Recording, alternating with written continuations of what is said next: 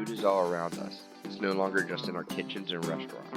It's on our phones, Instagram, YouTube. We use food as a reason to get together, celebrate, and experience. No matter if that experience is in your home or in a different city.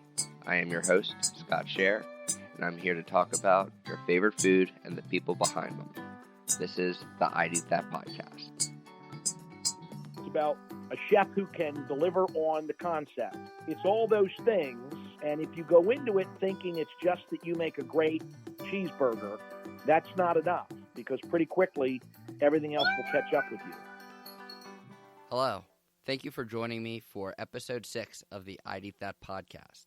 Today, I interviewed Steve Wecker, 2019 Maryland Restaurateur of the Year, owner of Maryland Restaurant's Mutiny Pirate Bar in Pasadena and Elkridge, 18th and 21st, and Cured, both in Columbia, the critically acclaimed Iron Bridge Restaurant in Clarksville. He will tell us what it takes to be a successful restaurateur. Enjoy. Thank you for joining me on the I'd Eat That podcast. Today we have a great episode with Steve Wecker, 2019 Maryland Restaurateur of the Year. He is the owner of several restaurants in the Maryland area. How are you doing today, Steve? I'm doing great. Thanks for asking. Awesome. So how'd you get started with becoming a restaurateur? Well, they asked me that a little while back, and I'm one of those people that likes to take care of other people. And so if you have kind of a servant's mentality and you don't mind long hours and hard work, it really is kind of a natural. And so it really came out of the fact that I like to take care of folks. That's really the core of what we do. I mean, there's 200,000 other facets to it, but we say that every day we focus on delivering an excellent product and building relationships with our customers. And those two things are things that I enjoy doing, like doing, and so it was kind of a natural for me to get into the restaurant business. Why are those two things the most important things on becoming a restaurateur? Well, I think there are, and listen, there are thousands of restaurants in the state of Maryland. Everybody's working hard. But what I've seen over the years, our 16 and a half years at Iron Bridge, our 8 or 9 years with Mutiny Pirate Bar, and our year and a half, 2 years with Cured in 18th and 21st, is that what has made us, I'm going to say successful or moderately successful, is the fact that we deliver an excellent product. I'm not even going to say above average, because it's more than that. It's an excellent product, and all the details that go into that.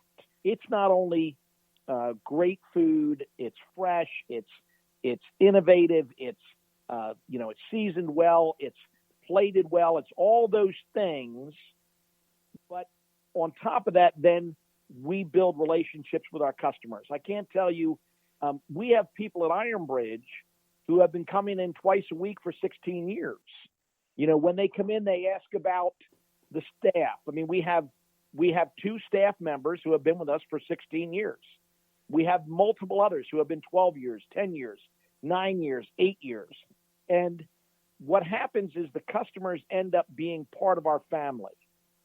And we used to, when we did our marketing, we did it in a way that it was like saying, hey, Aunt and Uncle Bob, and Mary, here's what the kids did this summer. And so we never take a very corporate approach. It's always like we're letting everybody look inside our family.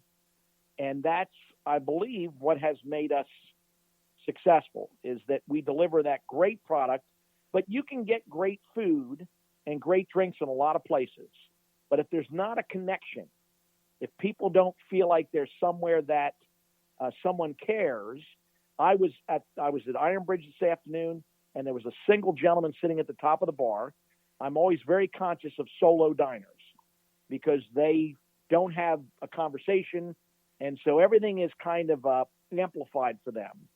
But I said, "How you doing, young man?" And he kind of looked up. So, he's probably my age, but and we got chatting about the day and the weather, and he was having a glass of champagne and some scallops. And I said, that looks like the perfect way to spend an afternoon. And we talked for a little bit. I introduced myself. now we have a relationship that had he just come in and had the scallops, which are delicious, and the bubbles, which are fabulous, he may have left and thought, okay, that was nice, but there was no connection. And so over the years, we have built thousands and thousands of connections with people because it's more than just great food and beverages. It's about becoming part of a family. And that's what we strive to do every day. That's great that you make an emphasis on the customer aspect of it. What are some of the biggest challenges on opening a restaurant?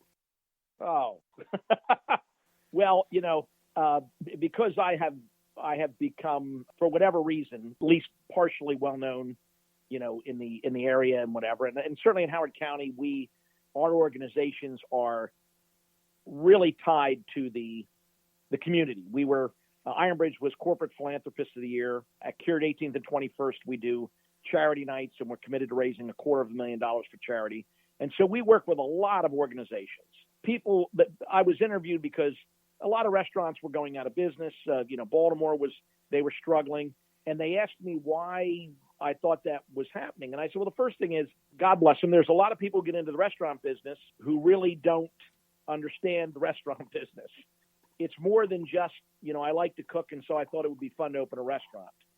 Every week we meet as a management team for all the restaurants, and we go over sales last week, sales last week, sales next week, front of the house, back of the house, prime cost, food costs, liquor costs, beer costs, wine costs, overtime, upcoming marketing. And so I'm not that smart, and I'm the first to say that, but it's a lot of numbers, and if things aren't in line, you can be in trouble really fast.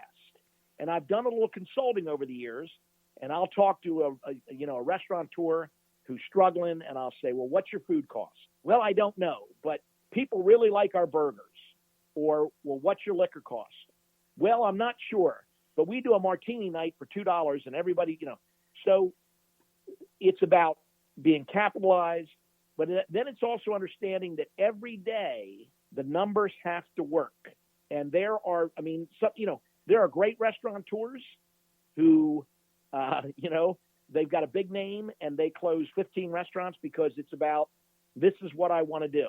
And there are other folks who are doing fantastically well because they understand you run a 28% food cost, you run an 18% liquor cost, It's all those little things. How much can you pay your help? What constant? And so, there are a million challenges. It's about the right location. It's about a great staff. It's about a chef who can deliver on the concept. It's all those things. And if you go into it thinking it's just that you make a great cheeseburger, that's not enough, because pretty quickly everything else will catch up with you. And so I've opened 4 different unique concepts, which isn't typically advisable. Normally they say do one well and then multiply that. And those 4 unique concepts all have different kinds of food is different. The look is different. The space is different. The approach is different. The brand is different. So you have to be conscious of all the details and all the things that go into that, and what is going to then allow you to look at the big number and what it drops to the bottom line. To say what is the most difficult thing about opening a restaurant, there's a million things, but ultimately it's about making sure that you've got all the numbers, because it's really a numbers game, much like every other business. You have all your numbers in line, and if you do, then you will be successful. But we look at it every week, because if you don't, and you are running a 45% food cost and you only check every 6 months, 6 months is too long. You've got to be able to adjust each and every week. Okay, that's good advice. Other than the numbers, what things do you look for before opening up a restaurant?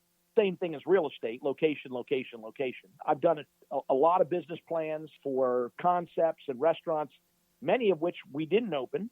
And so first you look at where's the location, and people contact us all the time about, well, I've got this space, I got that space. And they'll say, this space is available. And we look at it, and 8 restaurants have been in there and none have been successful. So that should tell you something. But you start with location, and then you have to look at what is the market. If you're doing a high-end French restaurant and it's in a market that has no interest in that, It can be the greatest product, the greatest staff, and the greatest, build out on the planet, but you're swimming upstream against what the market is looking for. So you have to look at all those things and decide that this is a viable concept that will work in this market because we're priced properly. There's a shortage of, I had somebody several years ago say to me, I have a concept for a restaurant. And I said, what are you going to do? And they said, great burgers and fries. And I said, wow, nobody else has thought of that. But, these are the things. Now they've actually pulled it off and are doing great. But those are things that you have to ask yourself. Is this just something I want to do, or is this something the market is looking to do? And that's where you'll either be successful or you'll get yourself in trouble in a hurry. What are some of the food fads and trends you've noticed? Well, one of the things I've noticed is that I believe, and listen, as I like to say, I don't have all the answers. What I see is that there is certainly the movement is towards fast casual, but when people go out to dinner, they are looking for something more than just food, which then ties into the building relationships and the fact that people are looking to be in some way entertained. And so when you go to our Mutiny Pirate Bar and Island Grill, it's about where pirates would hang out if pirates were hanging out. It's about the rum club. It's about the weekend specials. Tomorrow is Talk Like a Pirate Day, in national or international, Talk Like a Pirate Day. We'll be doing all sorts of things all day. If you come in and say, hardtack for me hellions, the kids will get a free meal. So you have to make it more than just, I went and got a beer and a burger. And so I believe that people who are going out for full service dining are looking for something more than just ordering food and drinks. At Ironbridge, it's about the wine experience. It's about somebody walking you through that in a way that you don't feel overwhelmed or belittled, in spite of the fact that you're in one of the top 100 restaurants in America, according to Open Table, for wine lovers. If you go to Cured and you ask about the craft beers or the handcrafted cocktails, they're going to talk your ear off about all the things that go into making our version of some drink unique. If you go to 18th and 21st and the live jazz starts playing and you're getting a Prohibition-style cocktail and we're telling you about what we know about the winemaker, all of that makes the experience more than just ordering a meal, getting a glass of wine, and going home.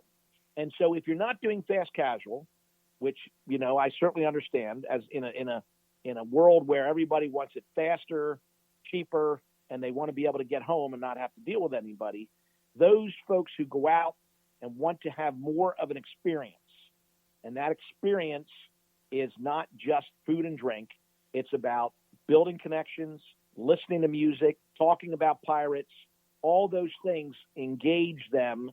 And I think that that's what people are looking for, more than just getting a meal. For someone who's very customer satisfaction based, how do you handle poor online and Yelp reviews? Oh, well, we address every one of them. All the restaurants once a month will review all of our reviews. We're constantly looking at, what our reviews are. Now we're, candidly, we're 4.5 to 5, on almost everything. Occasionally, someone will give us a bad review. We respond to them. If it's legitimate, we thank them, and then we go to correct it. But what has happened with online reviews is everybody's suddenly a film critic, a food critic. And so somebody the other night gave us a 2-star review because they couldn't get a reservation when they wanted it. Well, I appreciate your 2-star review. The fact that you didn't call till the day of and couldn't get 7 o'clock like you wanted hardly warrants a 2-star review from my perspective. Then we had another gentleman who gave us a low rank at Ironbridge, which, thank heavens, is top 100 in America. And he said the shrimp and grits aren't spicy enough. Perhaps your chef has never been to New Orleans. And he gave us a 3 or something. Well, we're not in New Orleans. I didn't send him that note. But, if you want to go to New Orleans, go to New Orleans. If you want, a Thai food that'll set your ears afire, go to Thailand. But I'm looking at my market and trying to create a dish that my chef says